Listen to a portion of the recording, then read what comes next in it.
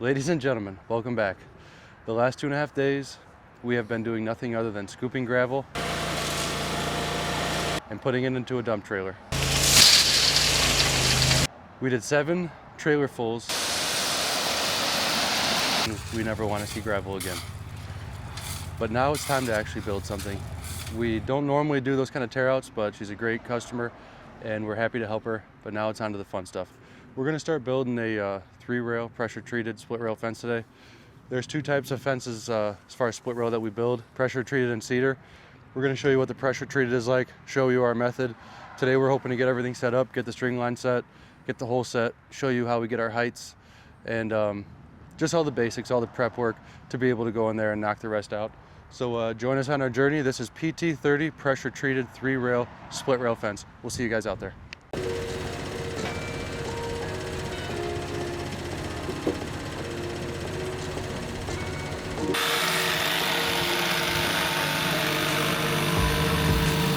For an 8-foot double gate, you set the posts inside to inside, right at 8 foot. If you get an 8-foot gate, we built this a little bit smaller for split rail so that it fits inside.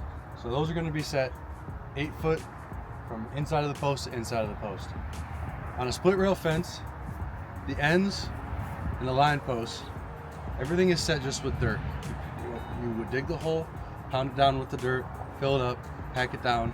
Our ex-foreman Mike Newman would say the 3-pack method: pour a little in, pack, pour a little in, pack. You do it 3 times, that post is not going anywhere. As far as gate posts go, we put about an 80-pound bag of concrete in. We dry pack them, pour it in, tamp it with a spud bar, maybe up to about 4 or 6 inches above that. Then you add dirt so that the concrete's not coming out of the ground. The moisture from the ground will eventually harden that post, but they're packed well enough regardless, so that's not going to be a problem. That is the standard in this region. There's probably a lot of ways to do that, but that's how it's been going for 50 plus years at least from any of the guys I've talked to in the industry around here. So that's how it's done. So we got our string set up. You want to start off building this fence by getting all your ends and corners set. We're not all the way done with that, but we've got our string set up coming this way. We're gonna have a corner about right here. Now this fence is gonna have a bit of a goofy layout, but there's gonna be a lot of adjustments made to this landscape, and she's got a vision, so we're going along. But right here, it's gonna be an angled corner, come out to here, and then shoot that way. But we've got our string set here. On a split rail fence, you want to be at right around 58 inches out of the ground. So this post, right about 57.5, 58 inches, which is the money. And just like on the privacy fence, we run the string about 12 inches off the ground the whole way down. We're at 12, we're at 12, 12. So that sets our grade. And then we can mark on our posts if these needed to be 58 inches out of the ground. That's 12 inches. We set a mark on our post from the top 46 inches down, so that we know when we set that post, they're all going to be perfectly lined up on this line. They're going to look super clean line going down, and it's going to be the right height for the wire. The wire is 48 inches. I know there's a lot of numbers here, but bear with me. The wire is 48 inches, and you want that to sit right at the top middle of that top rail, which is 48 inches. So the top rail is going to get to right around 50 inches, all right? So that's why it's important to set your height on this split rail, because you don't want the wire over, you don't want it under that top rail. It's very important. So this is where we're at so far. We're going to keep getting this laid out, and we'll show you the process. But this is the start of the prep, so just wanted to fill you guys in. Okay, well, we will see you out there.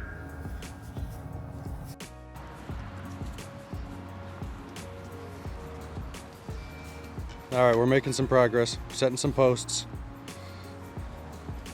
Boys are keeping it level. Hopefully. I'm not gonna look too closely right now. I'll scold them later. What we do, just like on the privacy fence, what we talked about, this string here set at 12 inches. This mark here set at 46 inch from the top. That sets these split rail posts right at 58 inches. Keeps them straight, keeps all the tops the same, and it keeps us from having to guess along the way. That's the money right there. So far, so good. It is Thursday, day 4 of this job. We've got all the landscape tore out. We've got everything literally tore out of this house, and she's ready for a blank start. Fence is going in well. We have almost all the posts set, a couple more posts to set this morning. We picked up rails. These are the 11-foot pressure treated split rails that we use for these fences. We got a couple gates. The gates come pre-made. We'll show you how to hang those. We'll show you our process of throwing these in, which is very simple, but also a couple tips on how to chainsaw and cut these rails down to size for shorter sections. We got to put wire on today. We're going to show you how to stretch the wire, how we staple that, what tools we use. A lot of simple things, but we get a lot of questions from homeowners and from other people how we do some of this stuff. So if you're trying to do it at home, or you're just curious or you're bored, this is how we do it. So the rain's gonna hold off. It's gonna be a little chilly and cold, but we're looking good so far. So we're gonna get going, we're gonna get moving, gonna get this thing unloaded, which is Jared's job. Jared is a new guy, it's day 4. And when you're the new guy at day 4, you get to unload this on your shoulder, 3 at a time. But after the week that we've had, that should be no problem. But regardless, we will get going and we will see you guys out there.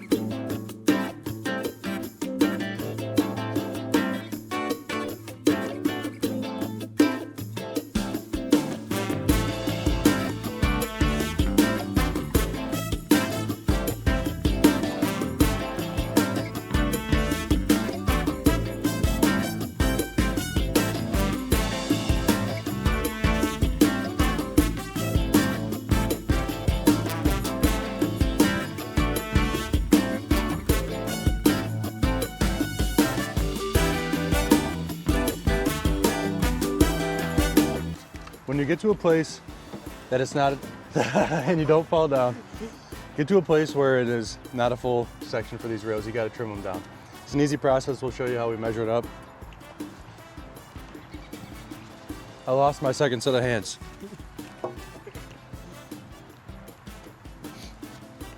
Put the rail in the spot. Find your spot. I usually go maybe 2 inches into the post. Make a nice mark where you need to cut.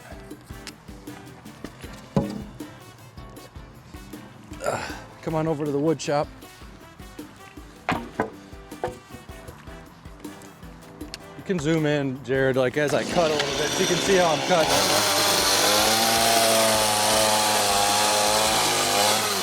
Cut the length. Then you want to get the angle. Find what the one at the back looks like and you want to match that. You need a nice, clean, skinny end to fit in the hole. Get your blade straight, find your spot, and hold it there. Keep it straight. Let the blade do the work.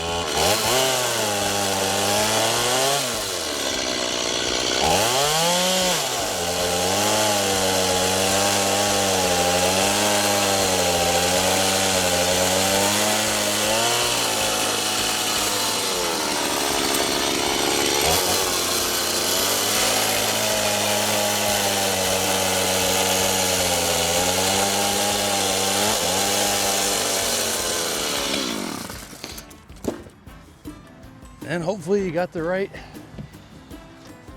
size. Hold that one, Dad. I'll hold these, make sure they don't fall out. Might have went a little long on it, but we'll get her in there.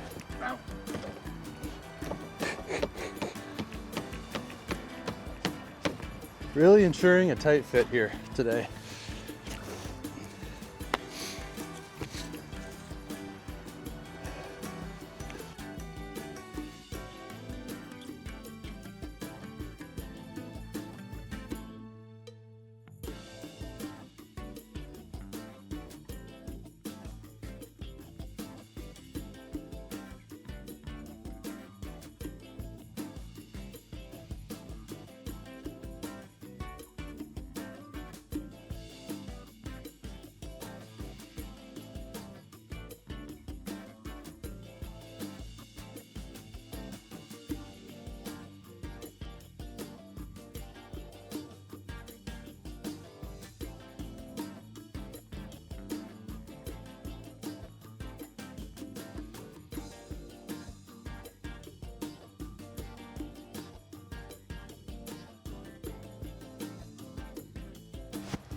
Okay, we got all the rails in. You want to show them, Jared, real quick? We got the rails in, fence is up. It's time to get the wire going, okay? 2 essential tools for this job. Fence pliers, cutters. I forget what they call these, but you want that spring in there. That's gonna change your life. Get the fresh roll. We'll get this thing undone. Bunch of little clips here. Make sure you got somewhere to put them. Not like on the ground like I just did.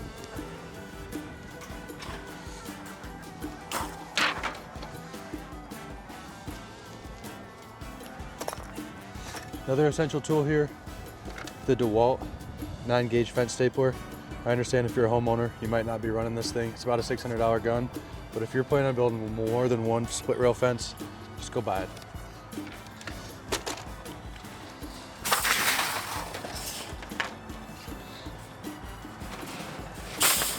I want to roll this thing away from you. I like to keep it up off the ground just a little bit so you can still weed whack. It's not always the case, but usually you can do that. I'm going to show you how to move that thing. Get your first one in. You want to stay on this side of the wire. Put your foot right under there and let the wire do all the work. And occasionally lift it up.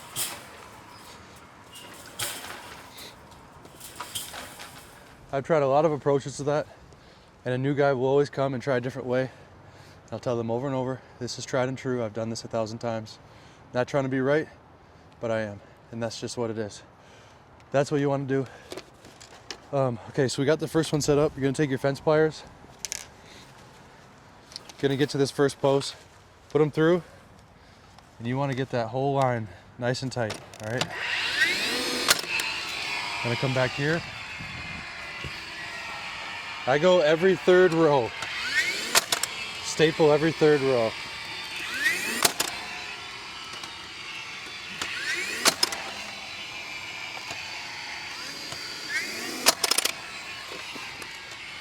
And you can come down the line. Every 3rd. Get it nice and tight.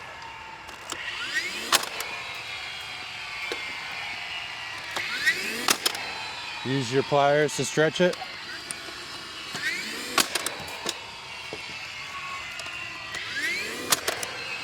You might get a couple indentations along the way. Just smack those back and you'll be set. We'll keep it going. We'll give you some progress along the way. But that's the simple method. Once you get onto some of these elevations and stuff, it can get a little tricky. But overall, if it's pretty flat, it's good. Got a nice tight one. I'll go back here and I'll show you how we do this. We do 5 to 6 along the rails. This is kind of the pattern that we stick to.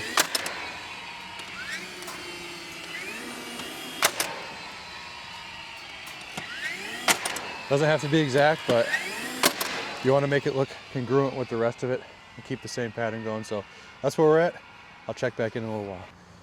All right, once we get to an end where we run out of wire, or it's not long enough to reach the next section, we start to cut it down. I like to cut it right at the end here. Leave ourselves this and just fold it down.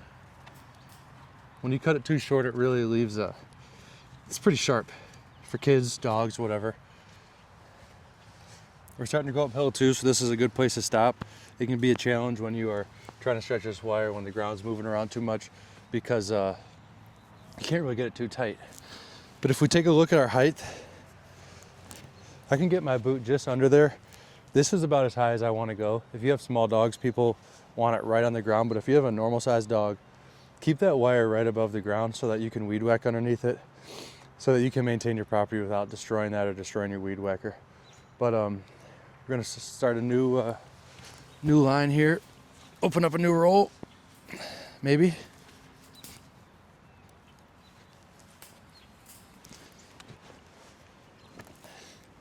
Dad, grab that bad boy. Put a couple staples in to start it off. Here, you stay there, I'll pull it my way.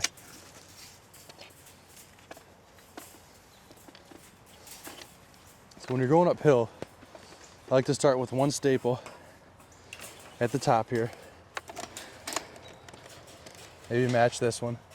And you want him to go ahead and get the angle so that you know this angle going down, you don't cut yourself short.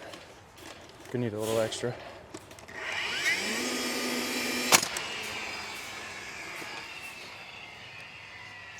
Come back up here. And as he goes, get it tight so that you can follow that angle and you got a nice clean stretch. You don't want to be fighting yourself the whole time. We're getting a little close to the top of the rail here, but we're right inside of it. Should still be fine.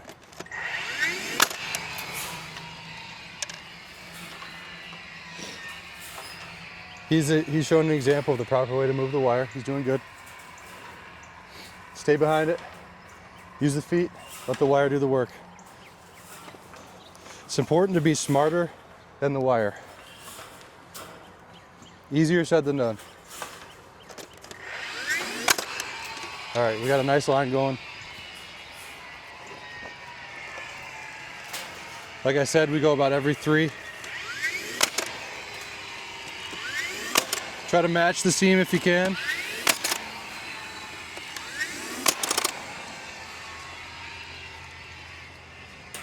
And go down the line and get it nice and tight.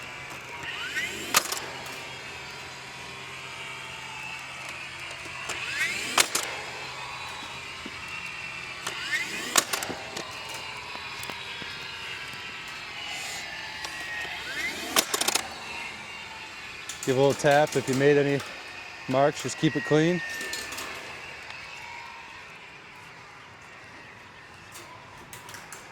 The little details matter.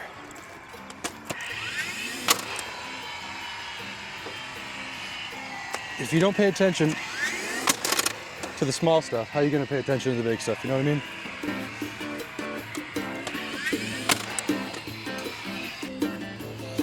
Jared showing us the star method. We do about 6 nails on each section.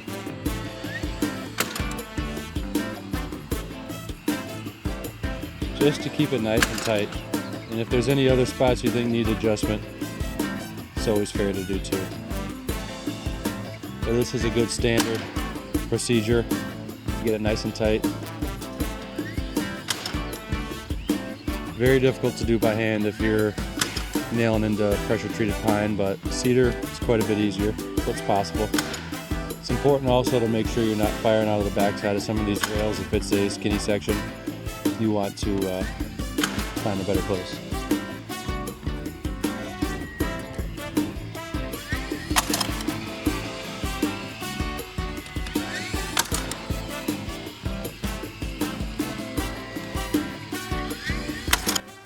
Okay guys, day 4.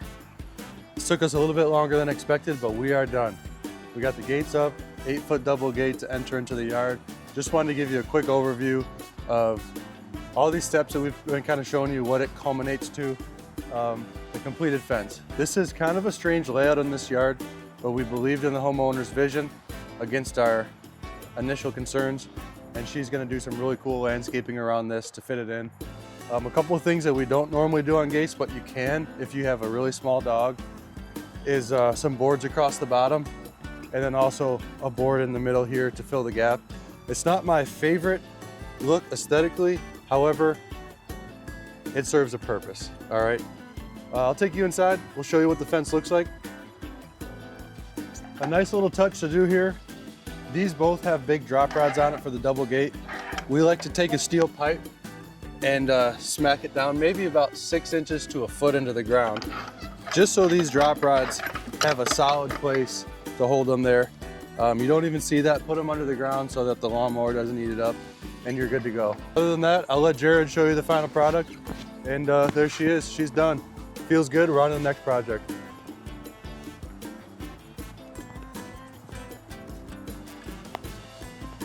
A quick word on these posts. I would say if you're thinking about doing a split rail fence, now this isn't a shout out to the big box stores, but I've seen some of the squared off split rail posts from these big box stores. I've replaced them in 4 or 5 years. You're really gonna wanna go find your local fence supplier, Find more of a contractor grade post that's got, you know, 20, 25 year lifespan, heavy duty post. These things weigh 40 pounds at least. And you're gonna be happier in the long run. It's gonna last a lot longer.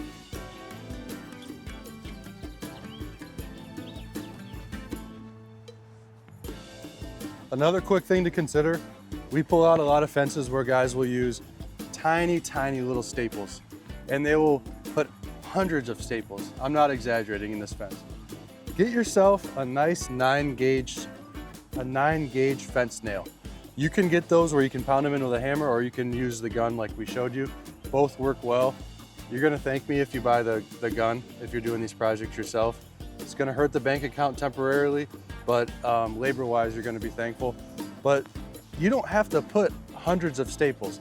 You can put, we did a couple extra here because she was really concerned with it being extremely tight and up against the fence, which is fine. But you can put 5 to 10 staples on this entire section, and that's gonna be more than enough for what you need. So, and then if you ever have to tear it off, you don't have to tear off thousands of puny little staples that look like they should be on paper.